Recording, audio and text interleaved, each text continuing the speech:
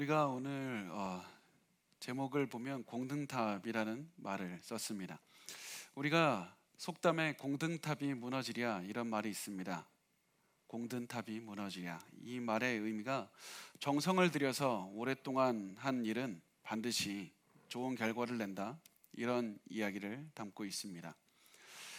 그래서 이 속담을 보면 우리가 공든탑은 우리가 노력한 것은 오랫동안 열심히 했으니 그거 잘 될 거야, 참 잘 됐으면 좋겠다, 이러한 여러 가지 희망을 담고 있는 것이 이 속담입니다.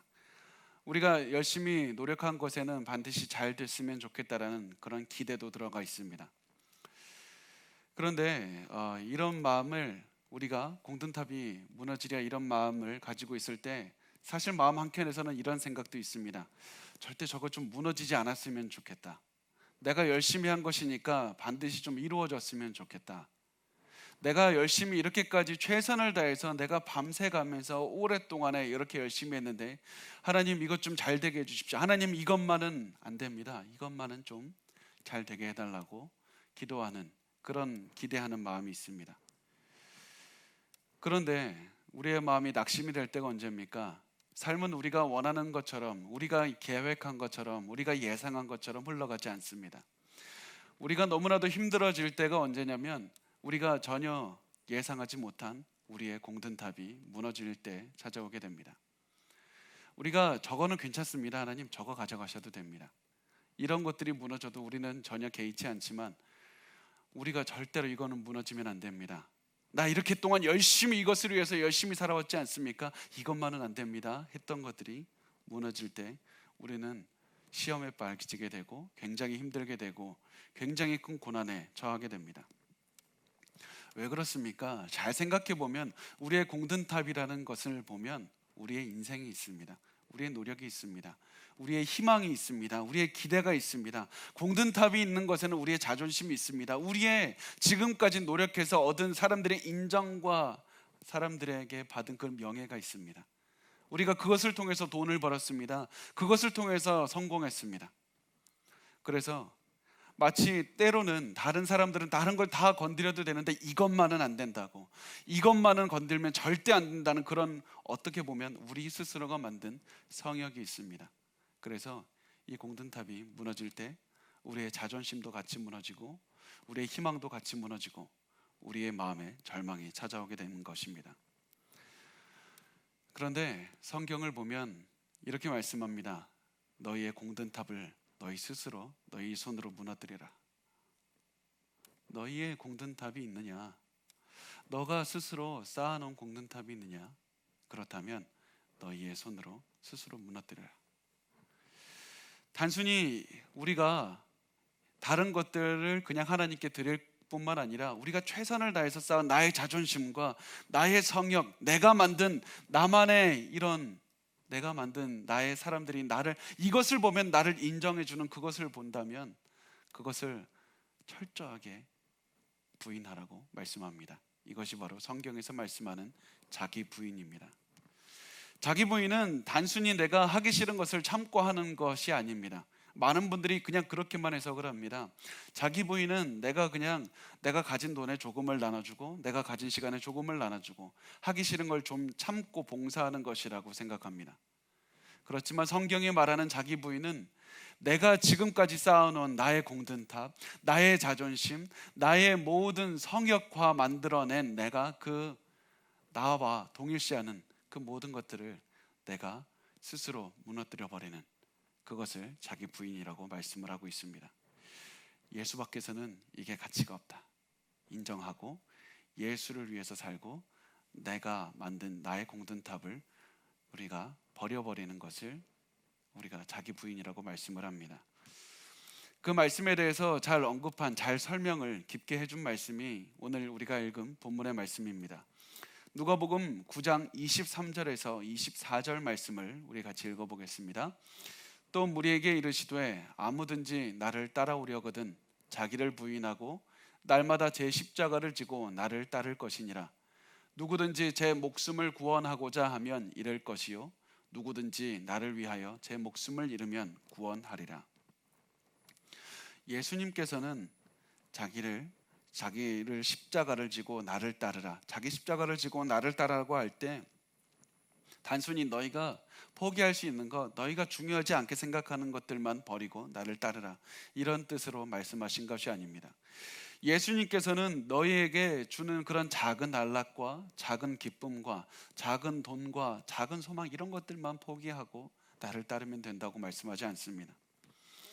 예수님은, 예수님을 따르려면 너희가 가지고 있는, 너희가 그렇게 소중하게 생각한 너희 인생을 다해서 쌓은 그 공든탑이 있느냐, 그것을 헐어버리고 나를 따르라. 그것이 바로 우리에게 있는 가장 소중한 것들을 버리고 그리고 예수님을 따르라는 그런 말씀입니다. 도저히 우리가 이것을 버리면 내가 자존심에 금이 갈 것 같습니다. 내가 이것만 없으면, 내가 이것이 없으면 내가 도저히 못 살 것 같습니다. 내가 이것이 무너지면 내 희망도 같이 무너질 것 같습니다. 그러냐? 너 그러면 그거 무너뜨려 버리고 그거 버리고 나를 좇으라고 말씀합니다. 내가 가장 제일 소중하게 생각하는 것이, 상징하는 것이 뭡니까? 생명입니다. 너가 목숨조차 버리고 나를 따르면 내가 영원한 생명을 주겠다. 너의 공든탑을 무너뜨려라. 이렇게 말씀을 하고 있습니다. 사실 이 말씀은 우리가 요즘에 특히 코로나 때문에 고난을 당하는 많은 성도들에게 굉장히 중요한 말씀입니다. 요즘처럼 고난이 굉장히 많을 때는 많은 목사님들의 말씀을 통해서 위로의 말씀을 많이 주십니다. 분명히 우리가 위로를 받을 때인 것은 맞습니다. 하지만 고난을 이겨내는 것은 단순히 위로만 받을 때 해결되지 않습니다. 고난은 우리가 동시에 돌파하는 힘이 생겨야 될 텐데, 위로를 받을 때도 생기지만 우리가 정말로 중요한 것은 고난을 통해서 우리가 붙잡고 있는, 하나님 이것이 아니면 안 됩니다. 하나님 이것만은 하나님 도저히 포기할 수 없습니다. 하나님 이것은 내가 오랫동안 내 인생을 통해서 만든 것인데 나 이거 절대 포기 못합니다. 이런 것들이 있다면 고난을 통해서 이것을 내어버리고 하나님만을 붙잡을 때 고난을 넘어갈 수가 있습니다. 그래서 고난 중에서는 우리가 단순히 위로를 받는 시간일 뿐만 아니라 우리가 손에 붙잡고 있는 예수가 아닌 다른 것들을 손에서 내어놓고 예수를 붙잡을 때 고난을 넘어갈 수 있는, 돌파할 수 있는 힘이 생깁니다. 그것이 바로 공든탑을 자기 손으로 무너뜨리는 그런 것을 말씀을 하고 있습니다. 자, 그러면 이 공든탑을 무너뜨리는, 자기를 부인하는 것이 구체적으로 어떤 말씀인가? 예수님은 그 다음 말씀을 통해서 하고 있습니다. 우리가 다음 말씀에 그 사람들이 나오는데 그 사람 한 사람 한 사람을 바라보면서 예수님께서 우리에게 바라시는 자기 부인은 무엇인지 같이 살펴보겠습니다. 자, 첫 번째 사람이 나옵니다. 누가복음 9장 57절에서 58절 말씀입니다. 우리 같이 읽어보겠습니다. 길 가실 때 어떤 사람이 여짜오되 어디로 가시든지 나는 따르리이다. 예수께서 이르시되 여우도 굴이 있고 공중의 새도 집이 있으되 인자는 머리둘 곳이 없도다 하시고, 한 사람이 이렇게 말합니다. 나는 어디로 가시든지 난 예수님을 따르겠습니다. 이렇게 얘기하자 예수님께서는 이렇게 말씀하십니다. 여우도 굴이 있고 공중의 새도 집이 있으되 인자는 머리둘 곳이 없도다. 이 말씀은 무슨 말씀이냐면, 너 지금 집도 있고 너가 살 곳도 있지 않느냐? 하물며 동물들도 자기 집이 다 있다. 그런데 나는 갈 곳이 없다. 나는 집이 없다. 너 나를 따르면 돈이 많이 생기고, 너 나를 따르면 집이 있을 것 같지만 사실은 집도 없을 수도 있고, 나를 따르면 재정적으로 고난을 받을 수도 있고, 너 나를 따르면 그렇게 안락한 생활을 할 수 없을지도 모르겠다. 너 그것을 알고서도 나를 따르려고 하느냐? 이렇게 말씀을 하셨습니다. 예수님께서 왜 이런 말씀을 하셨습니까? 왜냐하면 이 사람에게 예수님을 따르겠다고 하는 이 첫 번째 사람은 바로 자기가 궁핍한 삶을 도저히 견디지 못하는 사람이었기 때문입니다. 자기가 재정적인 상황이 자기 삶의 공든탑이었습니다. 하나님, 사람들이 나 무시해도 좋습니다. 나 때로는 내가 너무나도 건강에 무리가 오나 상관없습니다. 나 그렇지만 하나님, 재정적인 것은 나 포기 못하겠습니다. 나 재정적으로 어려움이 오면 나 너무 불안해서 나 견딜 수가 없습니다. 이런 사람이었기 때문에, 이런 사람이 예수님을 찾아와서 나 예수님을 따르겠습니다, 어디를 가시든지 나 따르겠습니다 라고 하실 때 예수님께서는 너의 그 공든탑마저 무너뜨리고 나를 따를 수 있니? 너 재정적인 그런 상황까지도 버리고 나를 따를 수 있느냐? 그렇게 말씀하셨던 것이었습니다.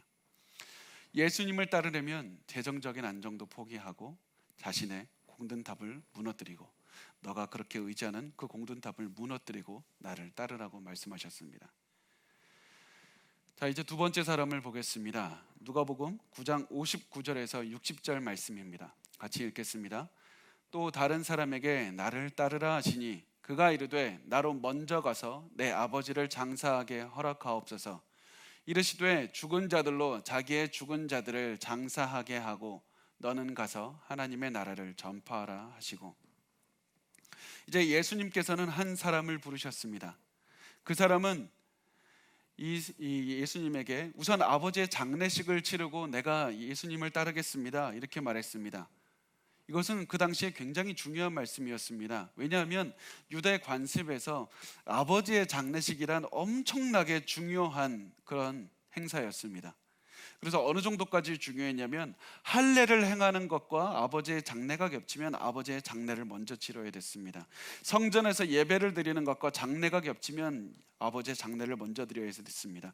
유월절 어린 양을 잡는 것과 아버지의 장례가 겹치면 아버지의 장례를 먼저 드렸습니다. 무엇보다도 아버지의 장례가 우선시되는 이때에, 그래서 이 사람은 내가 예수님을 따르겠지만은 그럼에도 불구하고 나는 아버지의 장례부터 드리고 예수님을 따르겠습니다. 너무나도 당연한 얘기를 합니다. 상식적인 얘기를 하는 것이었습니다. 그런데 예수님께서는 너가 아버지의 장례를 치르는 것보다 훨씬 더 급하고 중요한 일이 있다. 그것은 나를 따르는 일이다. 이렇게 말씀을 하셨습니다. 너무 가혹하게 들리지 않습니까?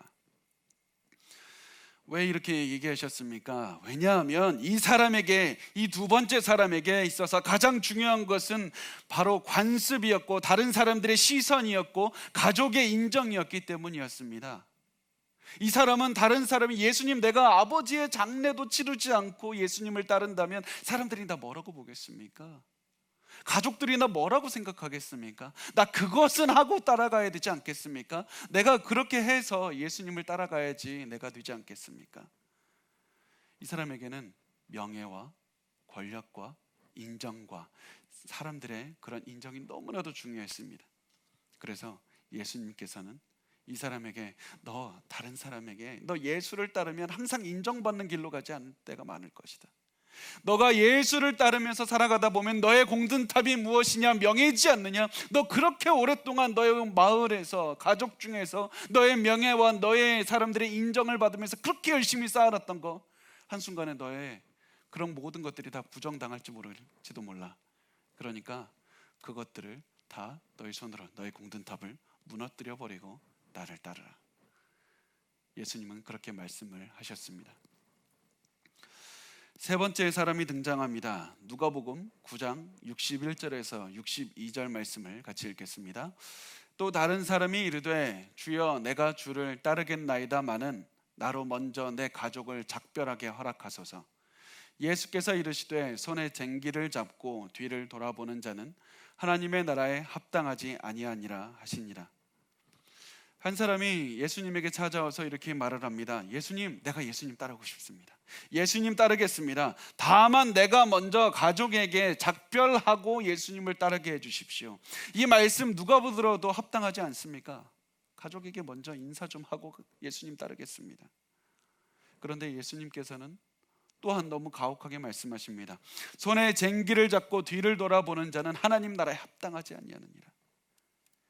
이 말씀이 왜 이렇게 말씀을 하셨냐면, 바로 예수님을 따르는 것은 가족을 따르는 것보다 우선시한다는 의미였기 때문입니다. 예수님을 따르는 것은 가족보다 우선합니다. 예수님을 따를 때 가족이 반대할 수도 있습니다. 가족이 계속해서 박해할 수도 있습니다. 예수님을 따를 때 사람들이, 나를 사랑했던 사람들이 갑자기 나의 등을 돌려서 내게 상처를 줄 때도 있고 어려움을 줄 때도 있습니다. 그래서 이 사람의 가장 큰 공든탑을 예수님은 이 한마디를 통해서 드러내신 것이었습니다. 너의 가장 공든탑은 너의 가족이 아니냐? 너의 아내가 아니냐? 너의 자식들이 아니냐? 너 그들보다 나를 더 사랑할 수 있느냐? 이 사람은 자기의 가족을 보면서 가장 자존심에 큰 기쁨을 느꼈을지도 모릅니다. 내가 정말 이 가족 내가 지금까지 이끌기 너무 힘들었는데, 나 이렇게 수십 년 동안 하면서 내 가족 내가 지금까지 이렇게 손에 붙잡고 살아왔다. 내 자식 내가 어떻게 해서든지 내가 이렇게 키워냈다. 훌륭하게 키워냈다. 이 가족 내가 없었으면 다 무너졌을지 몰라. 그러면서 이 사람은 자기의 가족을 보면서 굉장히 큰 자존심과 자부심을 느꼈을지 모릅니다. 이 사람은 그 가족을 세상 사람들한테 보여주면서 내가 얼마나 큰 일을 이루었는지 사람들 나 좀 보고 나를 인정해 달라고 그렇게 얘기했는지 모릅니다. 어떻게 보면 자기가 예수님의 제자라는 사실보다 내가 한 가정의 아버지고 내가 이 가정을 내가 이끌었다는 것에 더 큰 자부심을 느꼈을지도 모릅니다. 그리고 예수님께서는 너가 이 가족보다, 아내나 남편이나 자식이나 부모님보다 나를 더 사랑할 수 있느냐? 이것도 가족이라는 공든 탑보다도 더 나를 사랑할 수 있느냐? 무엇보다도 나를 사랑해서 나를 따를 수 있느냐? 이렇게 말씀하셨던 것이었습니다. 그리고 이것이 성경이 말하는 자기 부인입니다. 여러분은 우리가 평생 세운 그 공든 탑을 우리가 넘어서면서 무너뜨려 가면서까지 예수님을 따라갈 수 있습니까? 여러분, 예수님을 따라간다는 것은 때로는 처음에는 쉬워 보이지만 굉장히 어려울 때가 많이 있습니다. 우리가 도저히 예상하지 못하는 난관에 휩싸이게 됩니다. 제가 유학할 때 만났던 그런 신학교에 나이지리아에 오셨던 그런 목사님들은 자신들이 예배만 드리고 있으면 처음에는 그렇게 자기들에게 호의적이었던 사람들이 자기들이 예배만 드리면 갑자기 무슬림들이 와서 갑자기 행패를 부린다고 했습니다. 너무나도 힘든 때가 너무나도 많았습니다. 저 아는 분은, 또 다른 목사님은 자신이 신학교에 간다는 이유로 갑자기 가족들이 자기에게 등을 돌렸다고 했습니다. 나를 사랑하던 사람들이 나를 인정하지 못하고 내가 그동안에 쌓아왔던 그 모든 것들을 예수를 따르기 위해서 예수만을 따르고 다른 것들은 포기해야 될 때가 많이 있습니다. 여러분은 어떠한 공든 답이든지 여러분의 삶에 어떠한 것도 포기하고 예수님만을 좇을 수 있습니까? 재정적인 것, 명예, 그런 모든 것들도 포기하고 예수님만 따를 수 있습니까? 성경에 보면 공든탑을 무너뜨리지 못했던, 그래서 하나님을 따르지 못했던 대표적인 두 인물이 등장합니다. 제가 구약에서 한 명, 신약에서 한 명을 소개하고자 합니다. 구약에서 한 명은 바로왕입니다. 출애굽기에 나오는 바로왕을 한번 설명을 해보겠습니다. 그 사람은 모세가 이스라엘 백성을 이끌고 광야로 나아가고자 할 때 굉장히 거부했습니다. 그렇다면 우리가 한번 생각을 해봤으면 좋겠습니다. 제가 어렸을 때 이 바로왕의 이야기를 듣고 왜 이렇게 바로왕은 그냥 보내주면 됐을 텐데 이렇게 자기에게 큰 손해가 오는 것을 알면서도 왜 보내주지 않고 끝까지 붙잡고 있었을까? 이런 고민을 한 적이 있었습니다. 그런데 성경을 읽고 또 읽고 묵상해 봤을 때 이 사람의 마음이 읽혀지기 시작했습니다. 바로왕은 자기가 지켜야 될 것이 너무나도 많았습니다. 바로왕은 왕이었습니다. 그 당시에 슈퍼파워였던 이집트란 나라의 거대한 나라의 왕이었습니다. 자기는 자기 스스로가 지켜야 되는 권력이 있었고 체면이 있었습니다. 주위 나라에 자기가 보여줘야 되는 체면이 있었습니다. 한낱 노예들 앞에서 고개를 숙일 수는 없는 노릇이었습니다. 게다가 지금 이집트 사람들 전체가 다 자기를 바라보면서 지금 이 상태에서 어떻게 대응하는지 자기의 위신이 달려 있었고 권위가 달려 있었고 자기의 모든 체면이 달려 있었습니다. 내가 만약에 이스라엘 사람들 앞에서 내가 물러서는 모습을 보여주면 앞으로 다른 사람들이 자기의 권위에 도전할 때 자기는 속수무책으로 당할 수밖에 없다. 이스라엘 사람들을 내가 표본으로 삼아서 내가 강하게 눌러야 되겠다. 그리고 나중에 이스라엘 사람이란 노예들의 그 신인 여호와 앞에서 나의 신인 나가 태양신이 얼마나 강하고 얼마나 위대한지 내가 보여줘야 되겠다. 내가 증명해야 되겠다. 이것이 바로 이 사람에게 있어서 공든탑이었습니다. 내가 어떻게까지 이 자리에 왔는데, 내가 어떻게까지 권력을 쟁취하기 위해서 이 자리에 왔는데, 내가 여기서 무너지면 사람들이 나를 무시할 게 뻔했습니다. 나에게 등을 돌릴 게 뻔했습니다. 저 사람 저렇게 약한 사람이야. 그러면서 등을 돌리기 뻔했기 때문에 이 사람은 자기 자신의 강함을 증명해야 됐습니다. 내가 얼마나 대단한데, 내가 얼마나 똑똑한데, 내가 얼마나 군사력으로 강하다는 사실을 보여줘야 됐습니다. 그래서 이 바로왕의 공든탑에는 사람들의 시선이 있었습니다. 사람들의 시선 때문에 내 자존심도 있었습니다. 그래서 계속해서 바로는 자기에게 아무리 손해가 오고, 내가 이 자존심을 지키기 위해서, 내가 이 공든탑을 지키기 위해서 아무리 손해가 와도 난 절대로 이것을 무너뜨릴 수가 없었습니다. 나 이것만은 절대로 무너뜨릴 수가 없었습니다. 시간이 지나면서 바로왕도 알고 있었습니다. 내가 질 싸움인 거, 내가 이 자존심 지키다가 계속해서 싸우다 보니까 나의 능력이 안 되는구나, 내가 이거 계속해서 싸우다가는 내가 큰일 나겠다. 그렇지만 바로왕은 끝내 손을 놓지 못했습니다. 출애굽기 9장 27절 말씀을 우리 같이 읽어보겠습니다. 바로가 사람을 보내어 모세와 아론을 불러 그들에게 이르되, 이번은 내가 범죄하였노라. 여호와는 의로우시고 나와 나의 백성은 악하도다. 바로가 인정합니다. 내가 안 되겠다. 너의 신이 강하다. 내가 잘못했다. 또 이렇게 말합니다. 출애굽기 10장 16절 말씀 우리 같이 읽겠습니다. 바로가 모세와 아론을 급히 불러 이르되, 내가 너희의 하나님 여호와와 너희에게 죄를 지었으니. 계속해서 인정합니다. 안다. 나도 내가 이거 자꾸 내가 잘못하고 있는 걸 안다. 그렇지만 내가 잘못했어도 나 이거 도저히 포기하지 못하는 겁니다. 그래서 기회만 생기면 다시 한번 나의 공든탑을 붙잡습니다. 이거 무너지면 안 되게 내가 계속해서 붙잡습니다. 그렇지만 바로가 몰랐던 것이 있었습니다. 무엇이었냐면, 바로 자신의 잘못을 깨달았을 그때가 바로 자신이 돌이킬 수 있는 그때였습니다. 내가 믿던 그 공든탑을 헐어버리고 이제는 내가 하나님 앞에 겸손하게 절하고 하나님 앞에 순종해야 될 때가 바로 그때였습니다. 자신이 믿던 신을 버려버리고 자신의 능력도 부인하고 하나님을 섬기는 것이 바로 바로에게 그때 왔던 그런 기회였습니다. 그런데 바로는 항상 하나님을 버리고 자기의 공든탑을 다시 한번 붙잡는 그런 선택을 하게 됩니다. 자기가 믿던 그 신을 다시 한번 붙잡는 선택을 하게 됩니다. 자신에게 기회가 왔을 때 하나님을 바라보지 않고 또다시 마음을 돌이켜서 악한 것으로 또다시 살아갑니다. 내가 이것을 포기하면 이 나라 전체가 자기를 버릴 것만 같았고, 자기가 모든 가지고 있는 것을 다 부인당할 것만 같았기 때문이었습니다. 그래서 자기는, 이 바로는 자기의 자존심을 세우고 자기의 체면을 세우는 선택을 계속해서 합니다. 출애굽기 9장 35절 말씀에 나와 있습니다. 우리 같이 읽어보겠습니다.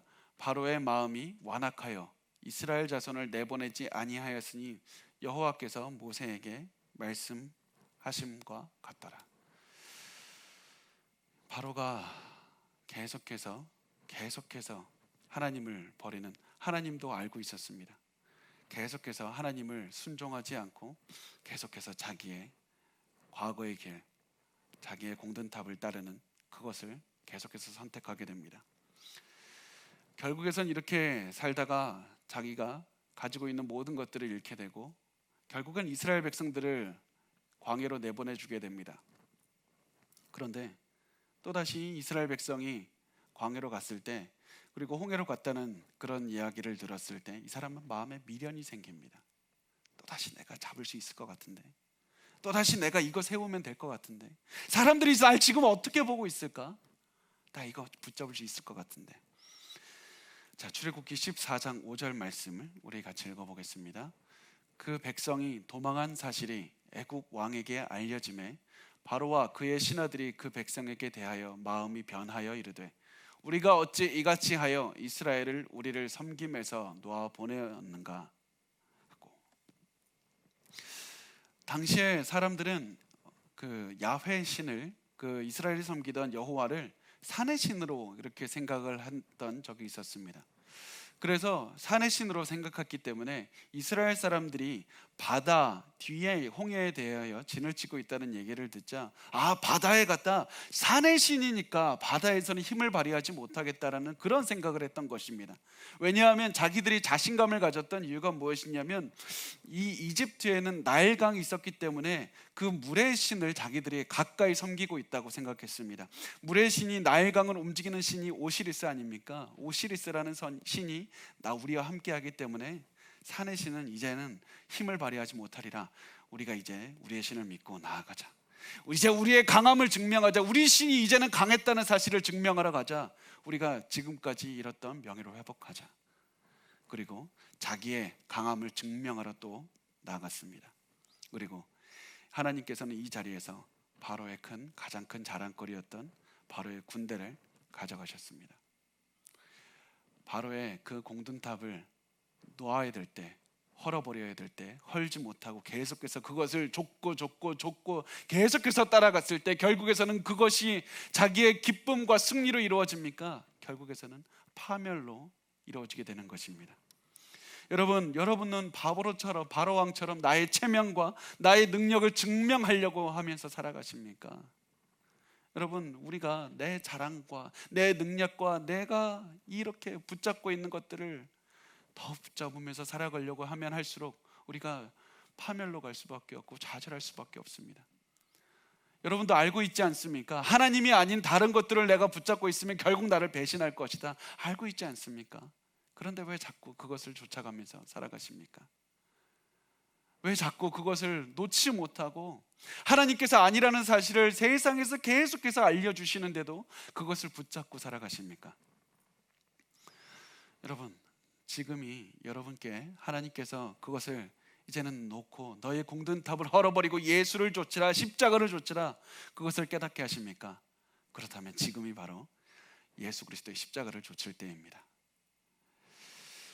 자, 우리가 한 명을 더 보겠습니다. 신약에 와서 자기의 공든탑을 헐지 못했던 한 사람이 등장하는 것이 가룟 유다가 대표적인 인물입니다. 가룟 유다는 돈을 위해서 평생을 살았습니다. 돈을 위해서 평생을 살았던 인물이 가룟 유다였습니다. 돈은 가룟 유다에게 있어서 자기의 희망이었습니다. 즐거움이었습니다.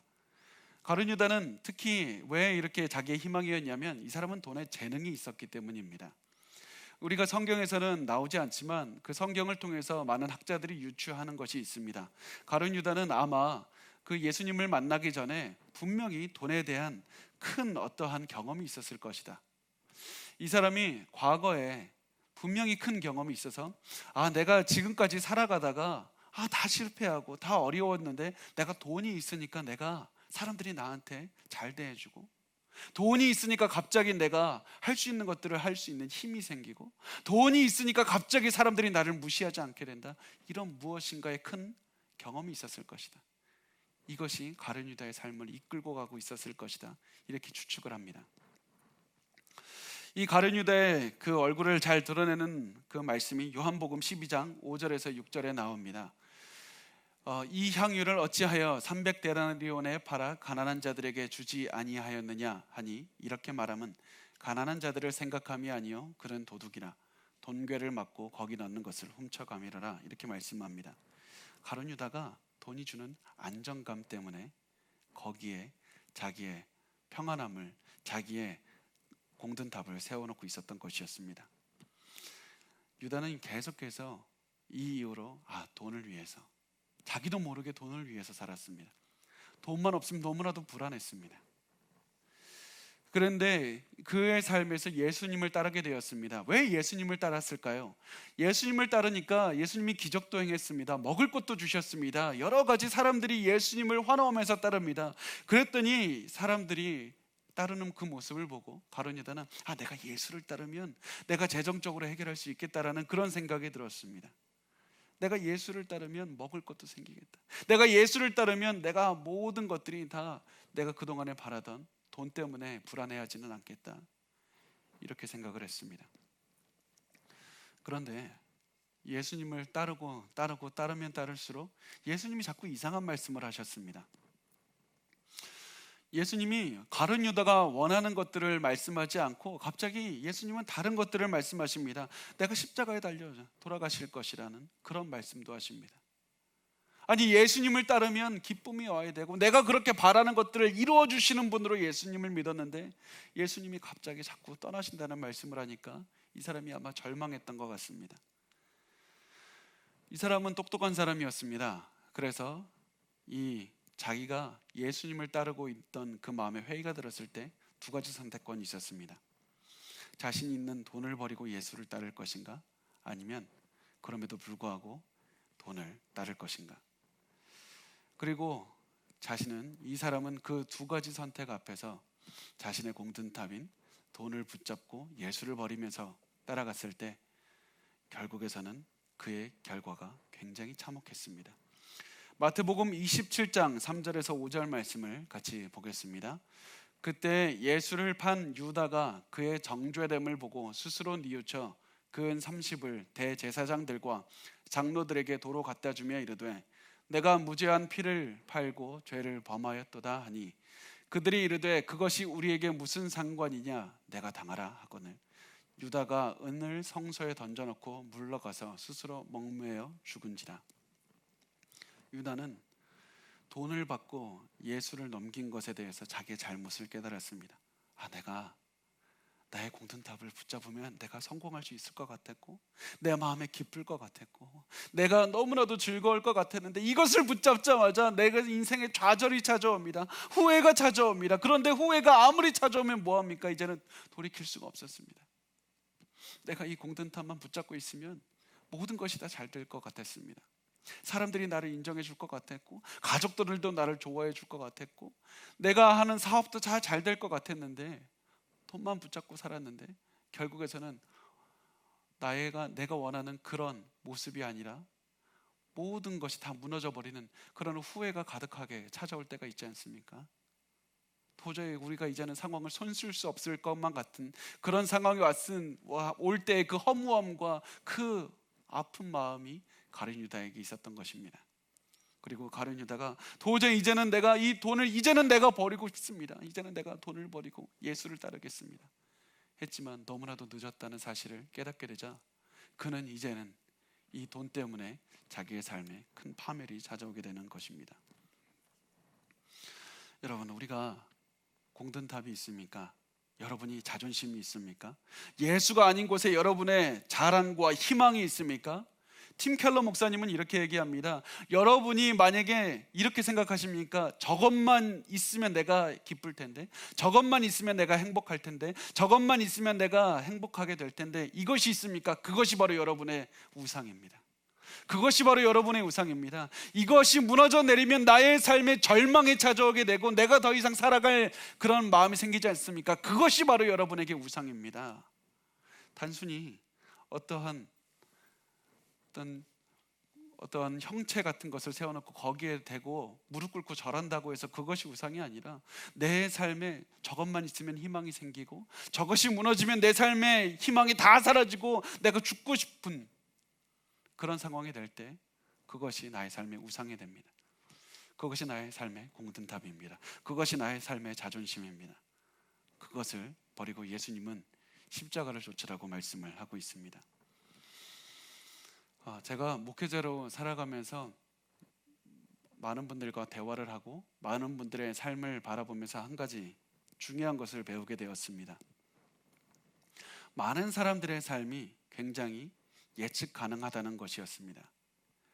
돈을 좋아하는 사람은 굉장히 많은 고민을 하고 오랫동안 고민을 하고 그렇게 해도 결국에서는 선택하는 것이 가장 자기에게 재정적으로 이득이 되는 선택을 하게 됩니다.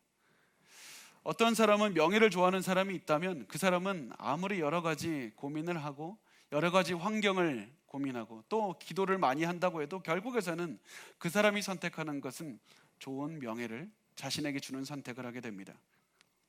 아무리 기도를 많이 해도 자기 자아가 깨어지지 않고 그리고 자기를 부인하지 않고 자기가 원하는 것을 그런 추구하는 사람들은 결국에서는 자기가 원하는 것을 선택을 하게 됩니다. 그래서 대부분의 사람들의 하는 선택은 대부분의 사람들의 삶은 굉장히 예측 가능합니다. 굉장히 예측 가능합니다. 그런데 도저히 예측할 수 없는 예측 불가능한 사람이 있습니다. 성령의 사람이 그렇습니다. 성령의 사람은 그가 무슨 선택을 하는지 도저히 예측할 수가 없습니다. 그가 여러 가지 선택을 하는데 때로는 이런 선택을 하고 때로는 저런 선택을 합니다. 하나님께 기도하고 하나님께서 주시는 그 말씀만 붙잡고 살아가기 때문에 그 도저히 선택을 예측할 수가 없게 되는 것입니다. 자기의 공든탑을 무너뜨리고 하나님을 따르는 사람의 삶과 자기의 공든탑을 붙잡고 하나님 앞에 나와서 매일 예배를 드리면서 매일 기도를 하면서도 자기의 공든탑을 세워달라고 이것만 붙잡고 살아가는 사람의 삶은 굉장히 차이가 나게 됩니다. 여러분은 어떠한 삶을 살아가고 있습니까? 어떠한 삶을 살아가고 있습니까? 제가 하나님만 따른 한 사람을 소개하고 우리 말씀을 마치겠습니다. 하나님만 따른 그 대표적인 인물이 우리가 잘 아는 다윗입니다.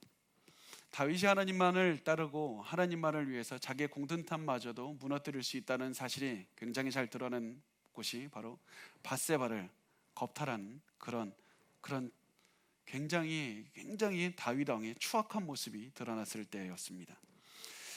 다윗은 밧세바라는 여인을 겁탈하고 또 그 여자의 남편이 우리아를 자기의 충실한 그런 신복인 우리아를 그렇게 살인하는 엄청난 일을 저질렀습니다.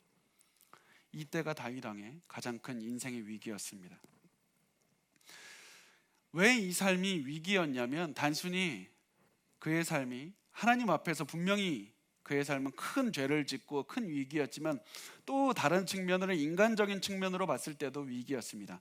왜냐하면 자신의 죄가 드러나면 자신의 큰 욕망과 그런 굉장히 더러운 죄악이 드러날 것이고, 그렇다면은 자기의 죄악이 드러나면 자기를 그동안에 따르던 우리 다윗 왕은 하나님의 사람이라고 생각하면서 그동안에 다윗을 따랐던 수많은 사람들이 다윗을 떠날 것이 분명했기 때문이었습니다. 자기의 충성스러운 신복까지도 자기의 죄를 덮기 위해서 죽였다라는 그런 사실이 발각되면 다윗의 그동안에 따랐던 사람들이 굉장히 크게 실망할 것이고 다윗을 떠날 것이 분명했습니다. 그래서 다윗은 처음에는 죄를 숨겼습니다. 다윗 왕에게 이런 마음이 있지 않았겠습니까? 내가 어떻게까지 해서 이 자리에 왔는데, 내가 그 사무엘로부터 안수받고 그 다음부터 내가 지금까지 기름 부음을 받고 내가 얼마나 오랫동안 고난을 당하면서 내가 얼마나 도망 다니면서 이 자리까지 왔는데, 내가 이 자리를 내가 이 한 사람을 내가 희생시켜서라도 내가 이 죄를 감추어서라도 내가 이거 꼭 내가 붙잡아야 되겠다. 사람들이 다 나를 떠날지 몰라. 내가 이 공든탑이 내 왕위인데 이 나라가 어떻게 이제는 내 밑에서 무릎을 꿇게 되었고 내가 권위가 세워졌고 내가 왕위에 올랐는데 너무나도 그것을 숨겼습니다. 도저히 이 다윗은 그것을 드러낼 수가 없었습니다. 그런데 이렇게 삶이 지속되자 다윗이 너무나도 견딜 수가 없었습니다. 그 마음이 드러나는 곳이 시편 32편 3절 말씀입니다. 같이 읽겠습니다. 내가 입을 열지 아니할 때에 종일 신음함으로 내 뼈가 쇠하였도다. 도저히 견딜 수가 없었습니다. 몸이 너무나도 아팠습니다. 이것을 숨기고 있자니 너무나도 괴로웠습니다. 도저히 이것을 내가 잘못했다는 사실을 받아들일 수가 없었습니다. 용납할 수가 없었습니다. 용납하는 순간 내 인생이 다 무너져 버리는 것 같은 그런 상황에 처하게 되었습니다. 그때 다윗은 하나씩 이제는 용기 있게 자신의 공든탑을 무너뜨려 버리고 하나씩 세워가기 시작합니다. 다윗이 잘못을 깨달았을 때 가장 먼저 세웠던 것이 바로 하나님과의 관계였습니다. 시편 32편 5절 말씀을 우리 같이 읽어보겠습니다. 내가 이르기를 내 허물을 여호와께 자복하리라 하고 주께 내 죄를 아뢰고 내 죄악을 숨기지 아니하였더니 곧 주께서 내 죄악을 사하셨나이다. 셀라. 다윗이 가장 먼저 자신의 그런 잘못을 받아들이고 세웠던 것이 하나님 앞에서 내 잘못했습니다. 하나님 앞에서 내 자신의 잘못을 고백하고 이제는 내가 이것을 붙잡고 살아가지 않고 하나님과의 관계를 붙잡고 살아가겠습니다. 하나님이 전부입니다. 하나님만을 붙잡습니다. 그렇게 생각하고 하나님께 모든 것을 고백합니다. 그런데 많은 분들이 여기까지는 올 수 있을지 모릅니다. 그런데 다윗은 여기서 그치지 않고 한 단계 더 나아갑니다. 하나님과의 관계를 회복하는 것에서 그치지 않고 그것을 가지고 사람들에게 가지고 나아갑니다. 뭐라고 얘기합니까? 시편 51편 13절 말씀을 같이 읽어보겠습니다. 시작. 그리하면 내가 범죄자에게 주의 도를 가르치리니 죄인들이 주께 돌아오리이다. 여기서 시편 51편이 그 밧세바의 죄를 짓고 나서 지은 시가 아닙니까? 이때 다윗이 얘기하는 것은 단순히 내가 하나님과의 관계를 회복하는 것뿐만 아니라 이 죄를 가지고 사람들에게 가져가서 내가 이 죄를 통해서 어떻게 하나님의 은혜를 체험했는지, 어떻게 하나님의 정의를 체험했는지, 어떻게 하나님의 사랑을 체험했는지 그것을 알리리라, 그것을 가르치리라. 그렇게 할 때 많은 죄인들이 주께 돌아오리이라. 내가 죄를 인정하는 것, 하나님과의 골방에서 하나님과의 죄를 인정하는 것으로 그치지 않고 나의 죄를 이용해서 사람들에게 가져가서 사람들이 하나님께 돌아오는 데 사용하겠다. 만약에 다윗이 자신의 그 공드탑을 붙잡고 있었다면 이렇게까지 하지 못했을 겁니다. 그렇지만 다윗은 그것이 중요하지 않다는 것을 알았습니다.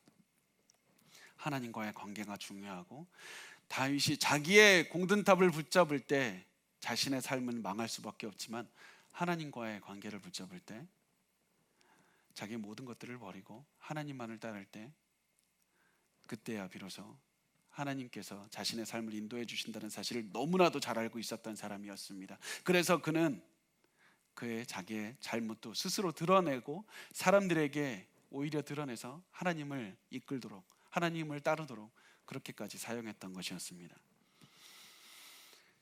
여러분, 다윗이 이렇게까지 해서 하나님을 따르고 자기의 삶을 명확관하게 드러내서 사람들에게 하나님을 따르게 했을 때 사람들은 이렇게 생각할지 모릅니다. 다윗이 이제는 버려졌을 것이다. 사람들이 이제는 그에게 실망해서 그를 떠날지도 모르겠다.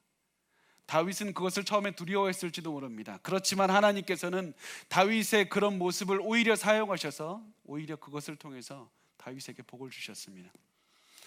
사무엘하 12장 24절에서 25절 말씀을 같이 읽어보겠습니다. 다윗이 그의 아내 밧세바를 위로하고 그에게 돌아가 그와 동침하였더니 그가 아들을 낳음에 그의 이름을 솔로몬이라 하니라. 여호와께서 그를 사랑하사 선지자 나단을 보내 그의 이름을 여디디아라 하시니 이는 여호와께서 사랑하셨기 때문이더라. 솔로몬의 이름의 뜻은 하나님의 회복이라는 뜻입니다. 회복시키시리라.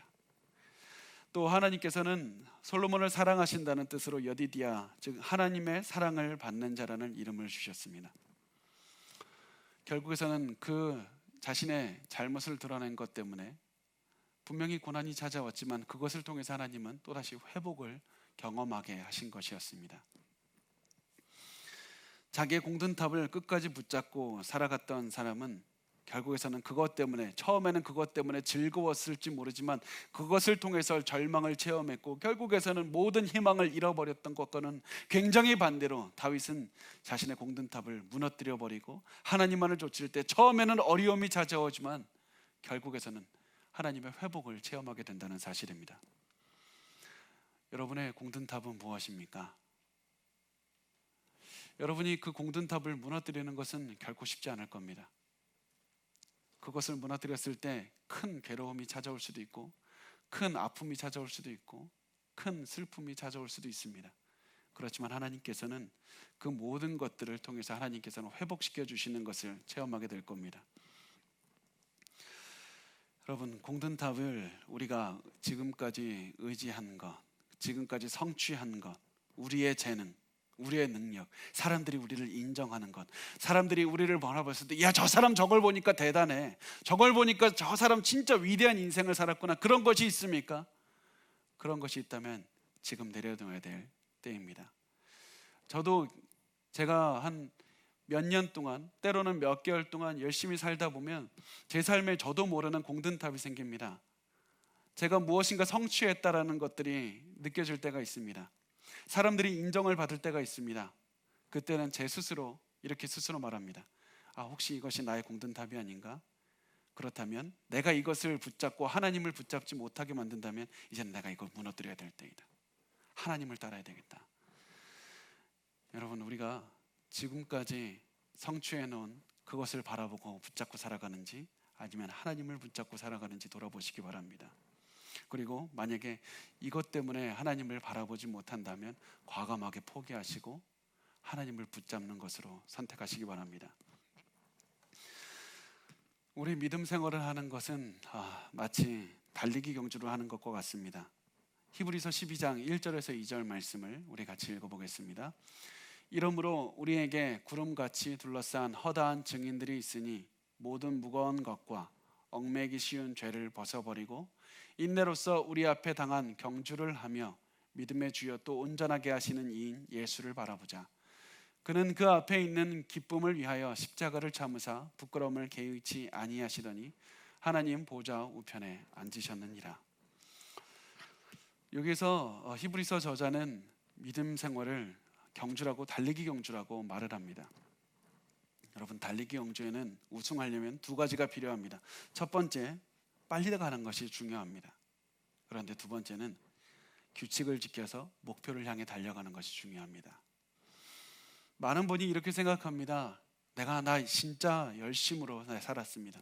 나 진짜 내 인생 열심히 살았습니다. 내가 진짜 많이 희생했습니다. 내가 진짜 열심히 이 인생, 내가 수십 년, 내가 평생 동안 성실하게 일하면서 단 한 번 휴가도 가지 않고 내가 한 번도 쉬지 않고 살았습니다. 그렇지만 여러분, 인생에서, 우리 신앙생활에서 하나님께서 여러분에게 원하시는 것은 단순히 열심히 살았느냐 그것을 보지 않으십니다.